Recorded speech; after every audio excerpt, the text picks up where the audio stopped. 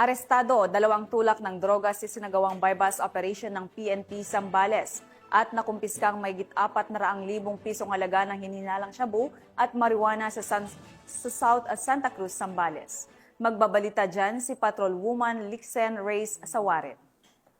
Suspect ang aresto ng mga tauhan ng Santa Cruz Municipal Police Station matapos ang matagumpay na anti-illegal drug operation na isinagawa sa Barangay Lucapon, South Santa Cruz, Zambales. Kinilala ni Police Colonel Benjamin P. Ariola, Acting Provincial Director ng Zambales Police Provincial Office, ang mga suspect na sina alias Ading, 28 anyos at residente ng Barangay San Lorenzo, Masinloc, at alias Albe, 32 anyos, residente ng Barangay Inhobol, Masinloc. Ayon sa ulat, isang PNP posture buyer ang nakabili ng isang sachet ng hininalang shabu mula sa mga suspect, dahilan upang agad silang arestuhin ng mga operatiba.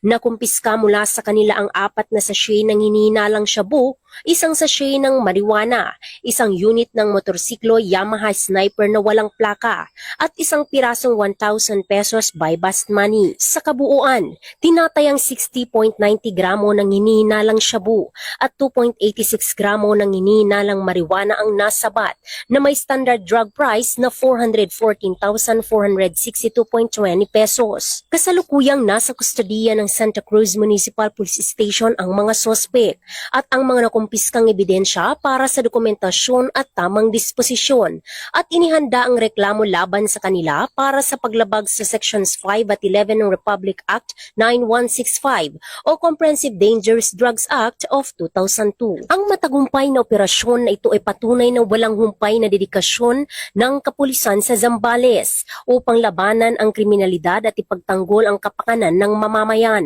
Muli nitong pinapakita na ang PNP ay nananatiling tapat sa kanilang tungkulin na panatilihing ligtas ang bawat komunidad at wakasan ang banta ng iligal na droga sa bansa.